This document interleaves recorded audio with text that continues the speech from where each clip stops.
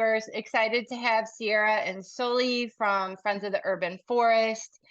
They're here to talk about picking out the right tree for the right place. This is super valuable information. I look forward to their presentation, and thank you so much. Yeah, thank you so much, Jen, for that introduction. Once again, my name is Sierra. I'm one of the lead planting managers at Friends of the Urban Forest, and I'll be hosting this presentation with my coworker, Soli. We're going to be discussing right tree and right place, mainly in context to the work that we do here in San Francisco. And if you live in San Francisco, you may be familiar with our work, planting street trees and throughout the city. So we'll discuss kind of the work that we do as far as like species selection, in regards to microclimates and site selection, thinking about where you want to plant a tree and other cultural or aesthetic values when thinking about what species of trees you're looking to plant. So I'm going to pass it over to Soli and we'll begin. Hi all, thanks for joining. Yeah, my name is Soli, and just to kind of get into it, a little bit of history about our work, Friends of the Urban Forest, is that it started as a small group of friends in the neighborhood who wanted to plant trees when the city cut its budget for tree plantings. And today, not only have we surpassed 1,500 community plantings, we've also planted over 60,000 street trees in San Francisco, which is roughly half of all street trees in the city. Which I think is super awesome. Yeah, and we have Saturday planting events. So if you ever feel like volunteering, that is definitely an option. All right, next slide. Yeah, so this is a really cool picture of Waller Street and Pierce Street from the 1920s to today. And these are all fluff trees that you see here, which I just think is incredibly impressive and beautiful. All right, so Street Tree SF transformed our model from request only to block plantings. This was approved in 2016 and passed in 2016.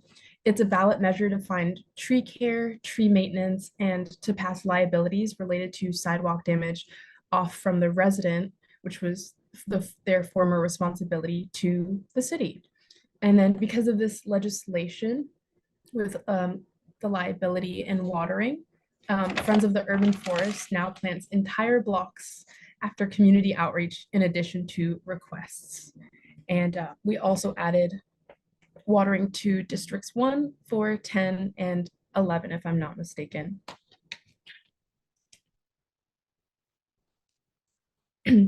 Yeah, awesome. So we don't just plant street trees. We have a variety of programs that we have.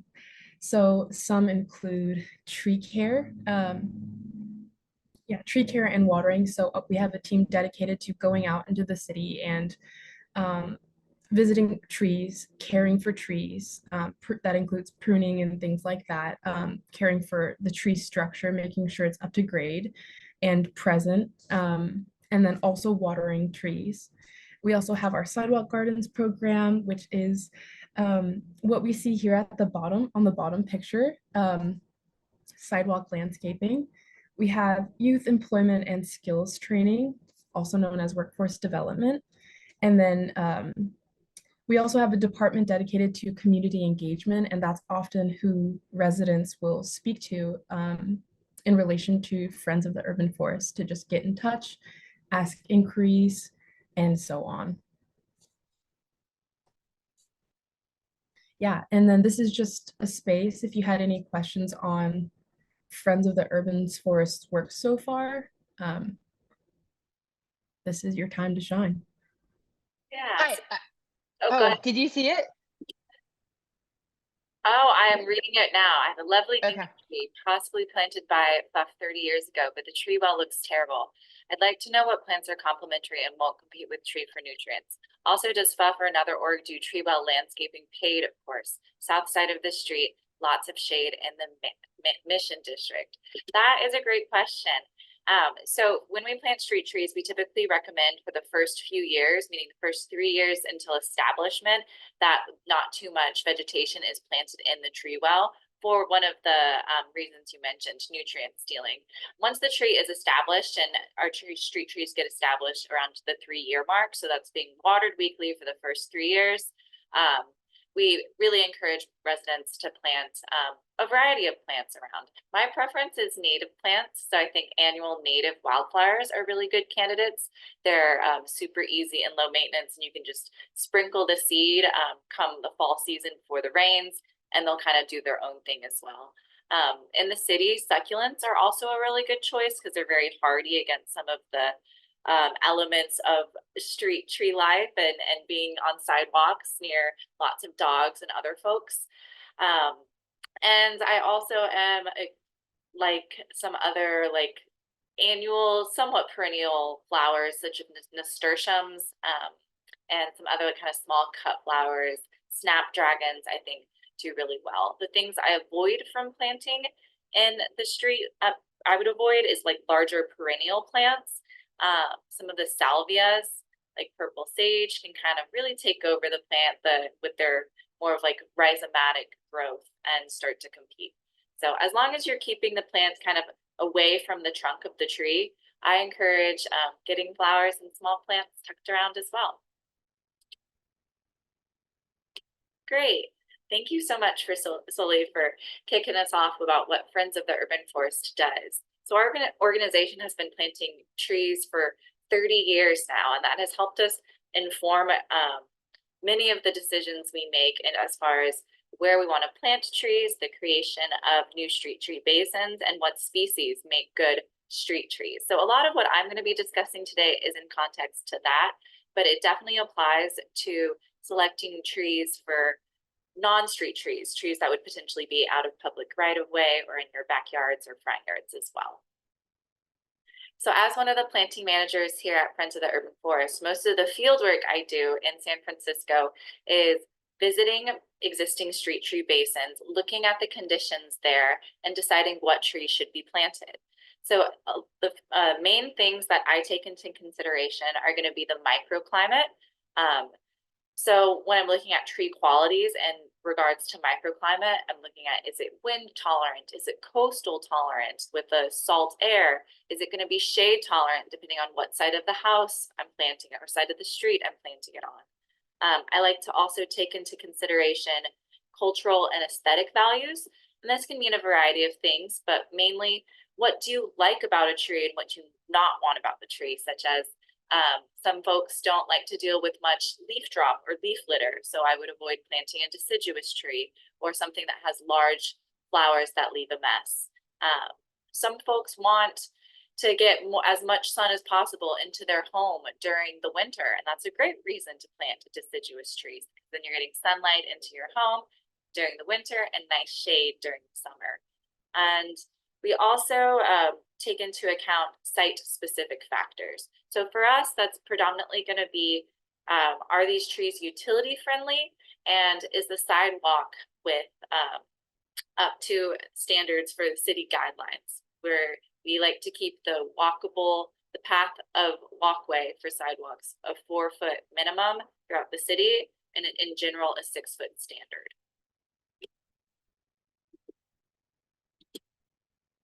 All right, so those are the things that I discussed that really come into play for us when thinking about right tree and right place. So the microclimate, the site-specific factors, and then the cultural and aesthetic value.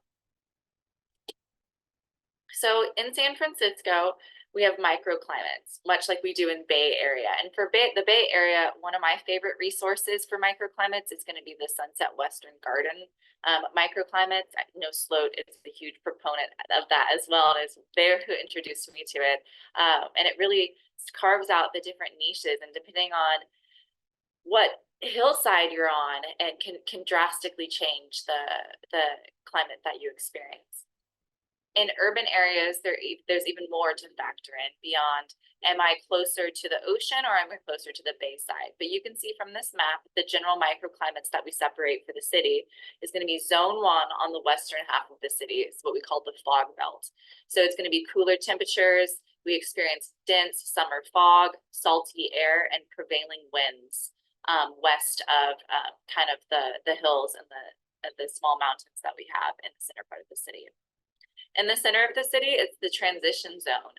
That hill line kind of makes it so, depending on where you live, on what side of the hill, in zone 2, you may get clear sunny skies, or you may experience light fog quite regularly.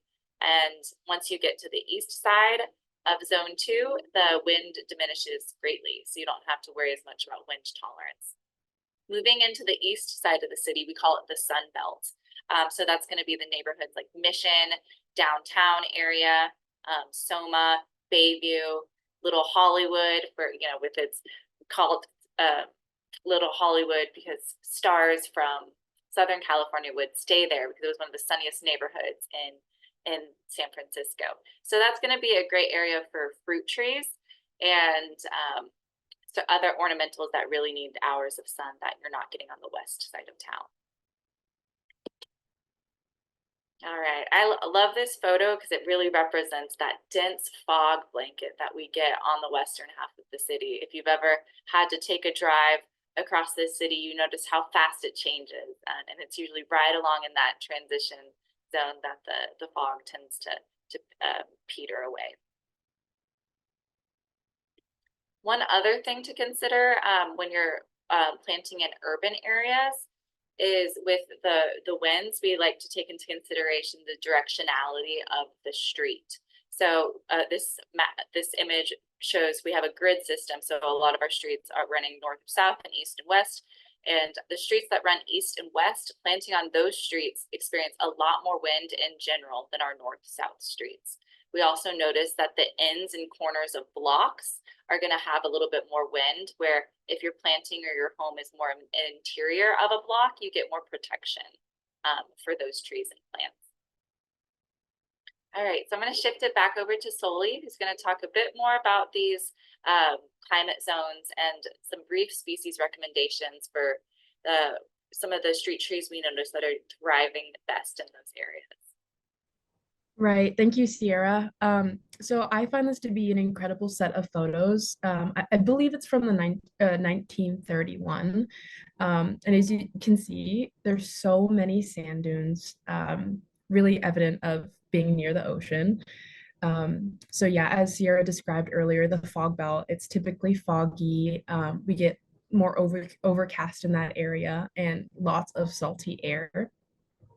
Next slide. Yes. Okay, so this is a great example of a tree that does really well in the fog belt. So Metrosideros excelsa, also known as the New Zealand Christmas tree. We see a lot of these here in the city as, you know, Friends of the Urban Forest plants these trees. There's actually an incredible one at the Botanical Gardens, and you just see all the air roots as you see it in the bottom middle picture. So some things to note about this is it's tolerant to drought, shade, and salty winds. So again, perfect for the fog belt. And then also that it's native to New Zealand. So it makes it an excellent choice for coastal neighborhoods. And it's also disease and pest resistant, which I think is great. All right, next slide. Okay, so here's another great example of a tree species that does well in the fog belt. So it's native to Eastern Australia, which also makes it a good candidate for coastal neighborhoods, such as being in the outer Sunset, or really just the Sunset area as a whole.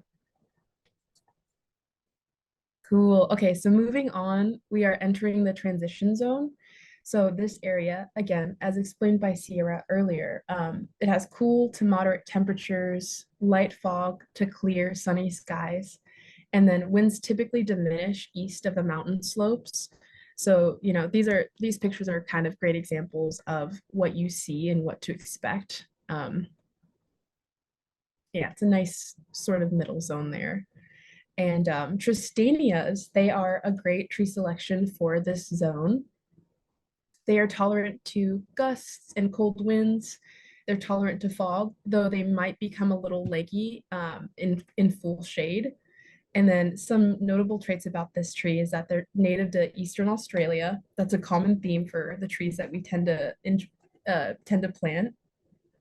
They're tough, they're low maintenance, They develop into a formal looking shape appropriate beneath overhead wires and utilities, and they are also disease and pest resistant. Okay. And then secondly, for our example for a good tree for the transition zone is the Lophostomen convertus, also known as the Brisbane box. They are tolerant to smog, does not tolerate strong, steady winds, but does prefer sunlight. Or yes, some notable traits include that it is native to Australia, low maintenance, street tree, well adapted to urban conditions, and it's also disease and pest resistant. All right. So lastly, we have what is called the Sun Belt. So think the mission, just warm temperatures, blue, clear skies, and then light winds typically. Awesome. Yeah, so a typical tree that we would tend to plant in this zone, in the Sunbelt zone, is the jacaranda here. It's native to Brazil, attracts flowers, which we know brings birds and bees. And I think the purple flowering is just beautiful. All right. Okay, so the last tree that is a great example for the Sunbelt, although there are so many options, is the golden medallion tree, the gold medallion tree, also known, whoa, my words, also known as the cassia. So something about this tree to note is that it's drought tolerant with a medium capacity of tolerating wind, high wind.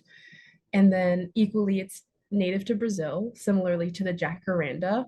And it has these stunning displays of yellow flowers in the summer. And then I'll go ahead and pass this to if there's any questions on microclimates that we're having so far. I don't see any questions, but I have a question. So in each, like 1, 2, and 3, does Friends of the Urban Forest sort of have a batch of trees that are recommended that you can pick from, or how Yeah. does that work? So when we do our community tree planting, we will focus on a neighborhood, typically like a 4 to 5 block radius. And when doing community engagement around that, the planting manager will create a species palette and basically a species matrix that is then often provided to community members. And it will list our recommendations based on our site specific recommendations. So if your sidewalk is this width, and if you have overhead voltage, these are the species that we recommend. If you live on a north or south street, so you use the matrix to kind of figure out what might work for you. We also just unrolled a really great resource on the Friends of the Urban Forest website, a tree directory, where you can select some of these features and it will create a list of these tree species that are planted as street trees and also has photos of the trees in San Francisco. So I always think it's nice to see an image of the tree growing in your area instead of images online. So that is on our website, and I think that's a really great tool. We also partner with the City of San Francisco and Public Works and their forestry department, the Bureau of Urban Forestry. They have a recommended species list that we work off of as well, since they've been also planting and caring for many trees in the city for a long time. So I have That's great.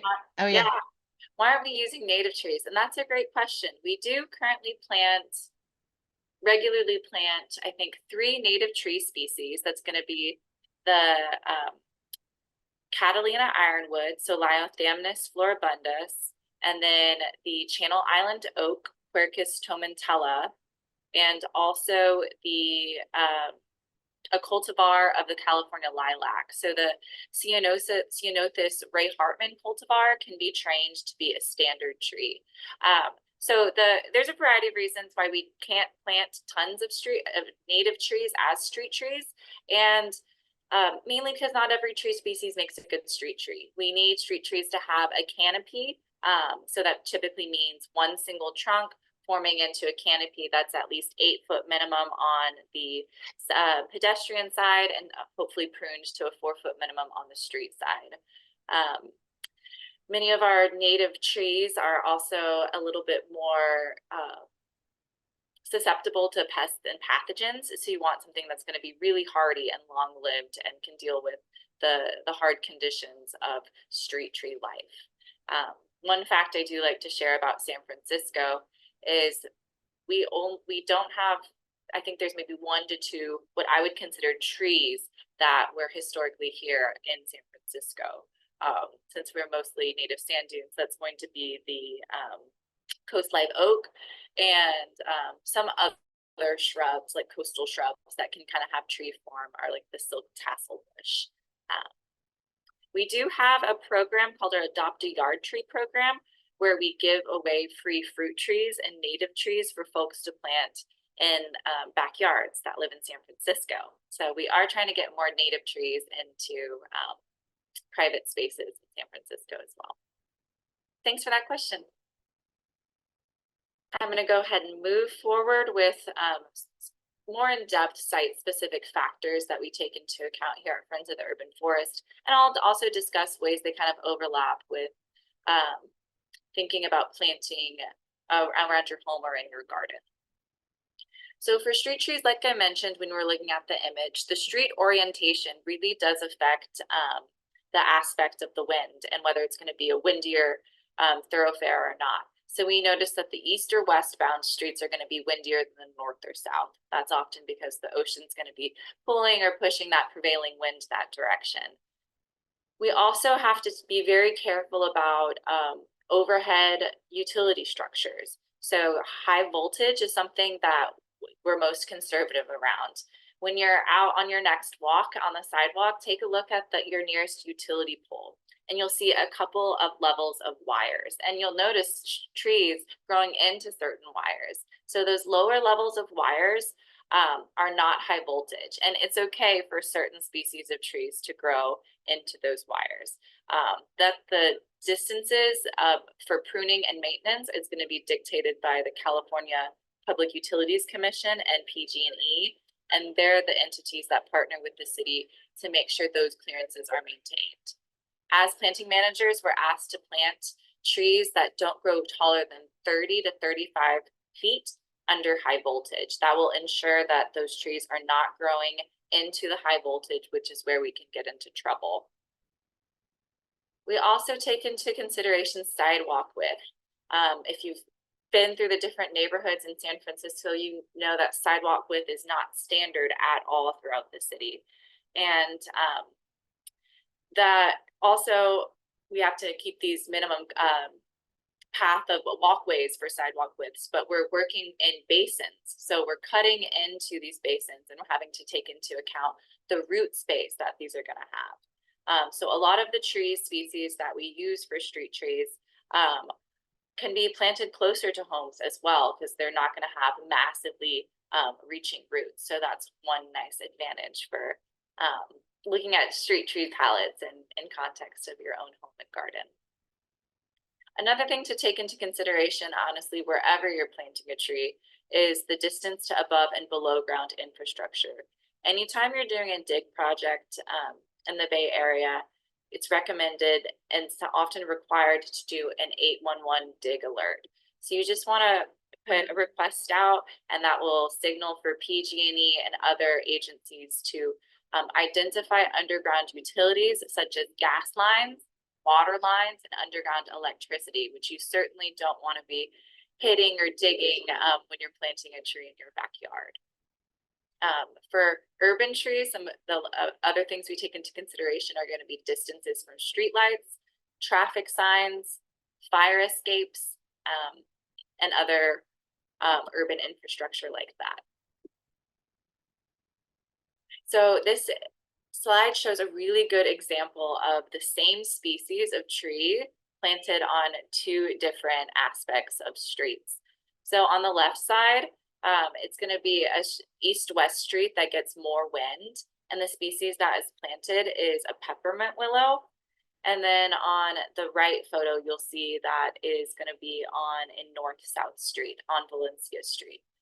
So peppermint willows, they can tolerate some winds, but in areas where it's experiencing a prevailing wind, like on this area on 16th Street, you can notice the entire structure of the tree is changed. So that's something to take into account. And that's even with the support of arbor structures for the first 3 years of its life.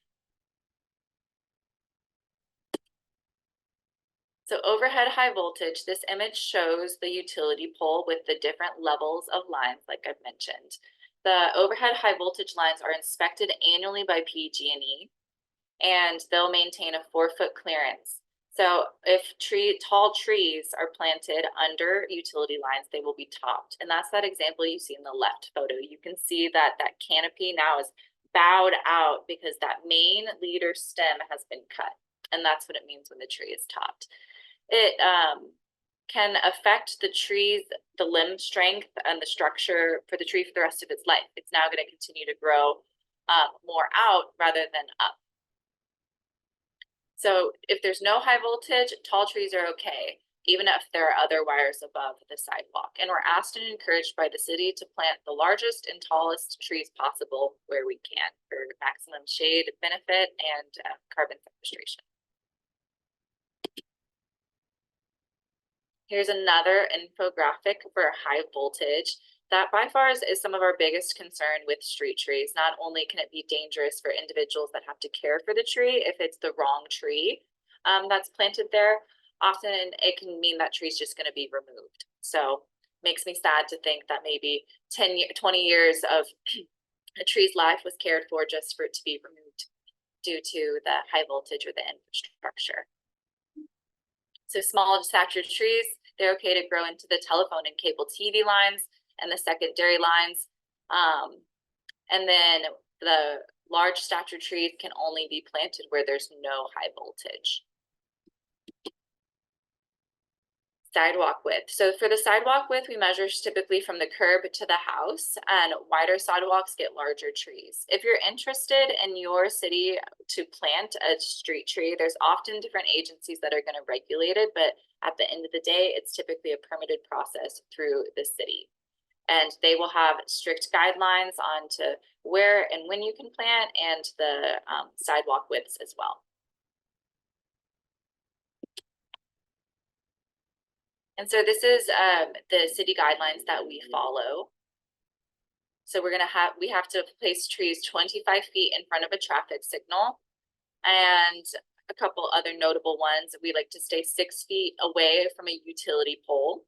And then as far as underground utilities, and that's going to see the image on the left, you'll see white chalk marking with FUF, Friends of the Urban Forest, and that is where we intend to cut and remove cement. And then you'll see other markings in various colors. The red is going to be electric, the yellow is going to be gas utilities, and sometimes you'll see blue for water, and then the orange is often internet cables.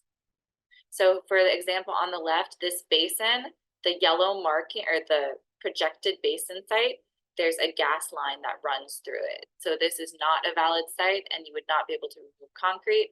And even if this was just like a planting area, like a lawn of grass, and we saw the same marking, it would not be recommended because you would be digging close to or into a gas line.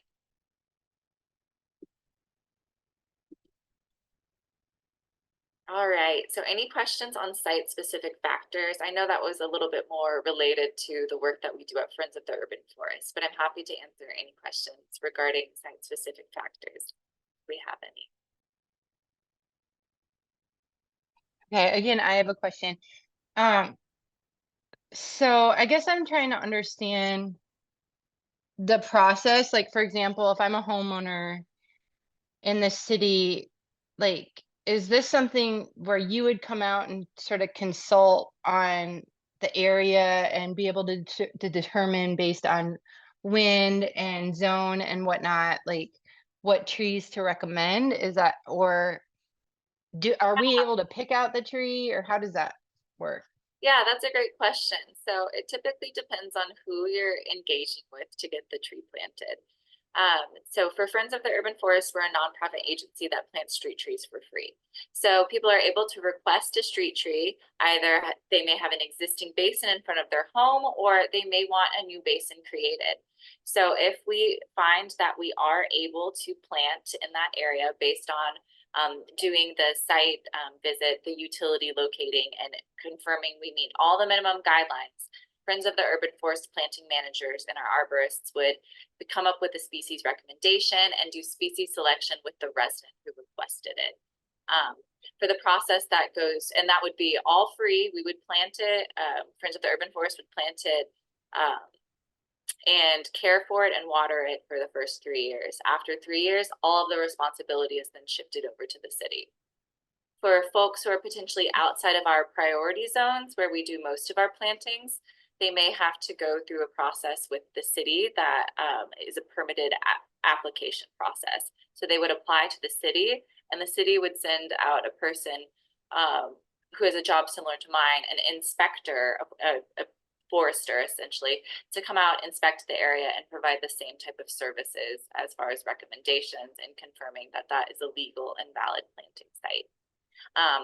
The biggest difference for that process is cement removal work, tree sourcing, and tree planting would all be out of pocket on the resident.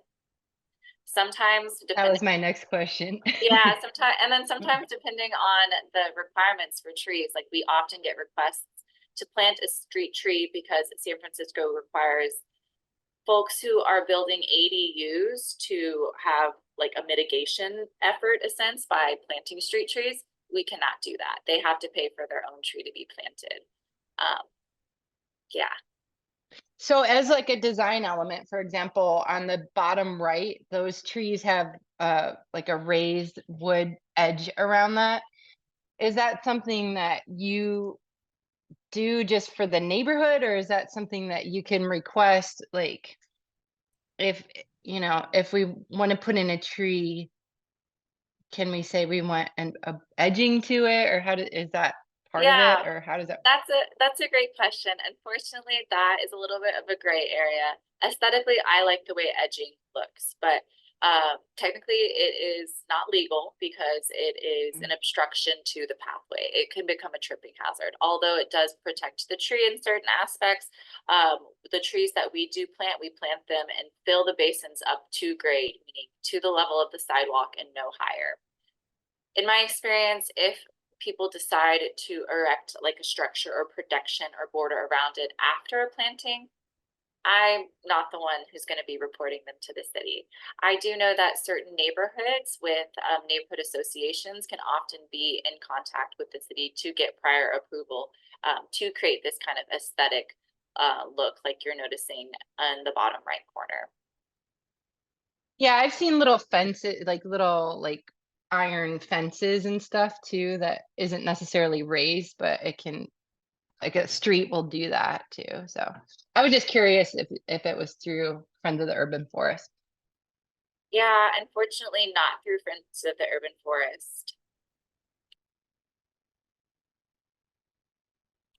All right, I will move ahead to our next section and briefly discuss some of the cultural and aesthetic values to consider when thinking about trees.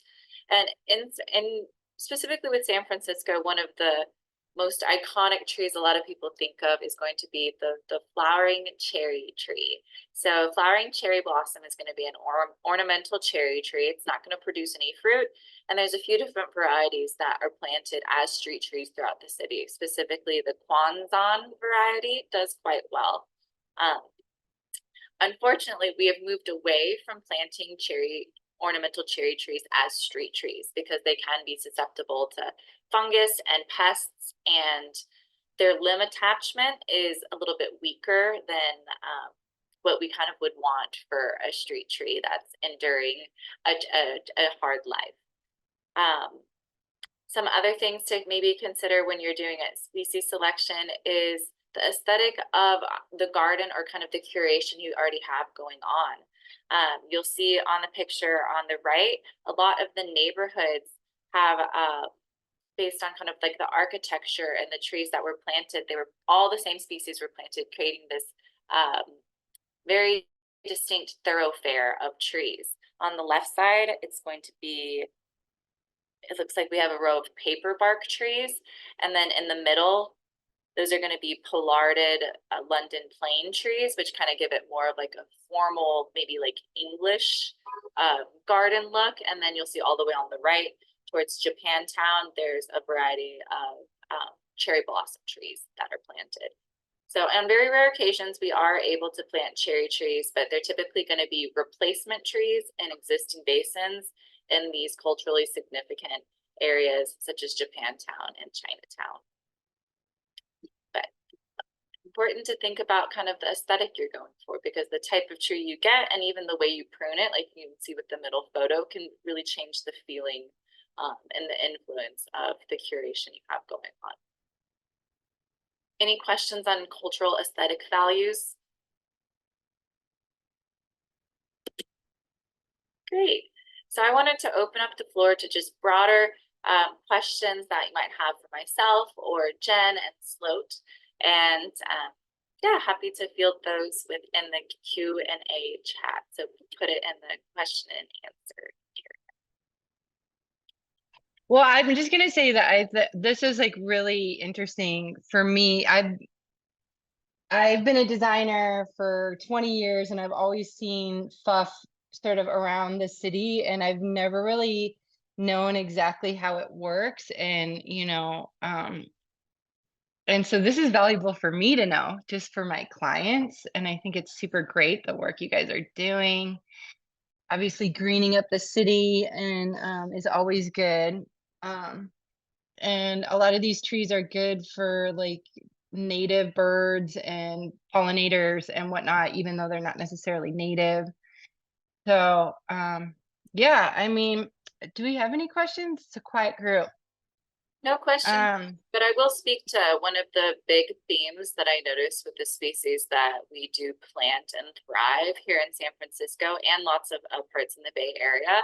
And I've noticed it in kind of the types of plants that nurseries are stocking lately, but there's definitely a huge shift and to planting South African, New Zealand, and Australian native plants.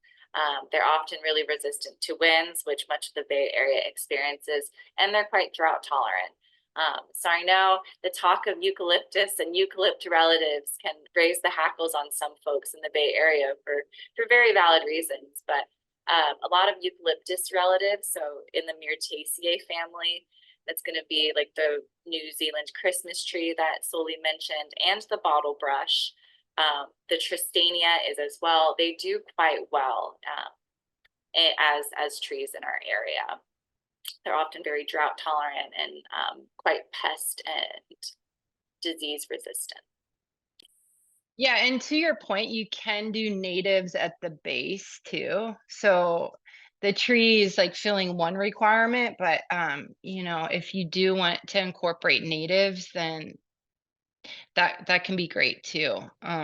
Yeah, when folks ask In me the well. if they like eucalyptus trees or not, I always recommend them to take a walk at Robb Hill Campground.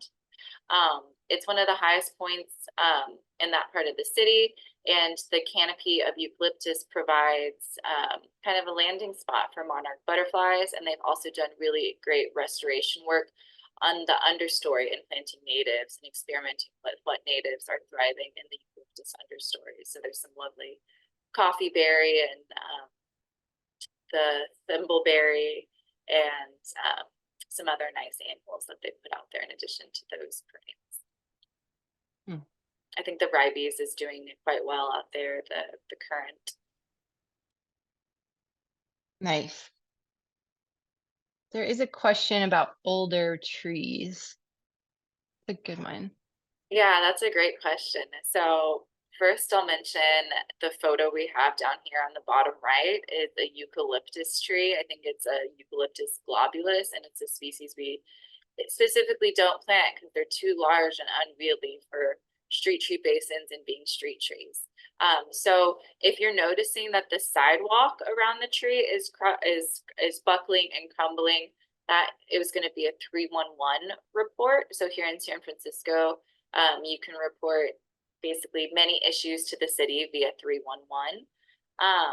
And of course, the city has a very long list of to-do things. So I like to use the language hazard, tripping, obstruction to pedestrian walkway, because we're talking about sidewalks. And then as far as older, inappropriate, usually over large trees, same thing. If it's a very mature tree, sometimes I like to cite that it is approaching the end of its life. So the potential for a limb to fall and be a hazard falling on homes or cars nearby is higher. And so that's some of the language I would use, but removing street trees. And they'll come and prune it, they'll take it out, or Yeah, so the yeah, city will take it out? yeah, you can Oh, make a request and they'll send out an arborist who will basically decide whether it just needs more intensive pruning or if it needs to, if it should be destined for removal. But that is also. and then do they talk with you, or can they communicate with you into like for a replacement? So if it's, you Yeah, know, we're gonna take this out, we're having Friends of absolutely. the Urban Forest come in, you know.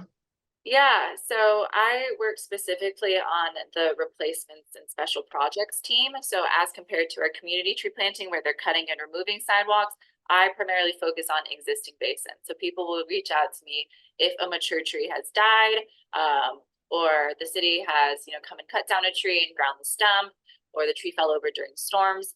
And the best way I recommend folks in San Francisco to request a street tree is go to our website, and there's a street tree interest form, and it kind of guides them through I want a new basin and a new tree. I want to replace an existing dead tree. Oh, very cool. Mm-hmm. And then, or I have a stump in a basin. That request basically gets logged into our system, and once a planting manager like myself is assigned or moves into that area for a project, we'll pull all of those requests and reach out to those folks via email to start the species selection and the discussion, basically letting them know what I let y'all know today and saying, we hope your basin's plantable. We're going to check and make sure it is. And if it is, these are the species we recommend. That's super awesome. I think I love the work that you're doing, and I think, we all appreciate the trees on the street, and it's just kind of fun to find out a little bit more about the background about how they get there. Yeah. And I do like Mhm. to give a little bit of the, or I like to give the reminder that for San Francisco, pruning your own street tree, pruning a street tree or removing a street tree without a permit is illegal. And we always recommend that all tree pruning is done by an arborist, whether it's a tree in your backyard, because over pruning a tree or mispruning a tree, especially in its younger years, can affect its structure, its branch strength, its form for the rest of its life. So at the very least, get advice from an arborist before you go in with really intense pruning.